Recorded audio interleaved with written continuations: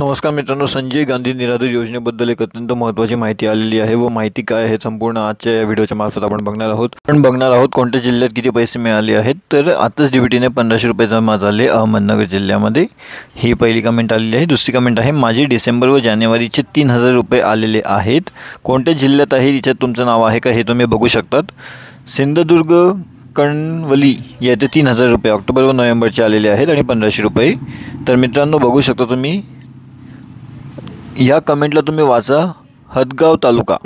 ठीक आहे मित्रांनो, तुम्ही नीट वाचा की मला 3000 रुपये मिळाले आहेत, बाकी अजून नाही मिळाले। कराड तालुका ओलेवाडी। तर मित्रांनो असेच बघा, जिल्हा बुलढाण्यामध्ये शेगावची संजय गांधी निराधार योजनेचे पैसे आलेले आहेत। हिच्यामध्ये तुमचं नाव आहे का?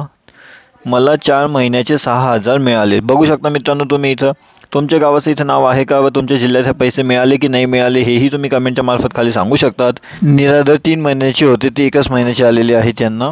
तसंच पुढचं कमेंट बघूयात। काल दिनांक 2 तारखेला ऑक्टोबरपर्यंतचे पैसे 1500 रुपये आले। सिंधुदुर्गमध्ये पैसे जमा होण्यास सुरुवात झालेली आहे। काल नोव्हेंबर डिसेंबरचे आले, अहमदनगर जिल्हा जानेवारीचे आलेले नाही आहेत असं यांचं म्हणणं आहे। जळगावमध्ये फक्त 1500 आले, बाकीच्या महिन्याचे आलेले नाही आहेत। तर मित्रांनो या ठिकाणी पैसे जमा होण्यास सुरुवात झालेली आहे। तर तुमचं नाव याच्यात आहे का नाही ते तुम्ही सांगू शकता।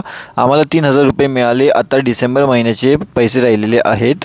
बरं, मला कालच म्हणजे 24 आणि 25 तारखेला पैसे मिळाले 2 महिन्याचे जळगाव जिल्हा। तर मित्रांनो या ठिकाणी पैसे जमा होण्यास सुरुवात झालेली आहे। तर आपल्या इथं जमा झाले की नाही हे कमेंटच्या मार्फत तुम्ही कळवू शकतात। चॅनलला सबस्क्राईब करा जेणेकरून अशीच माहिती तुम्हाला सर्वप्रथम मिळत राहील।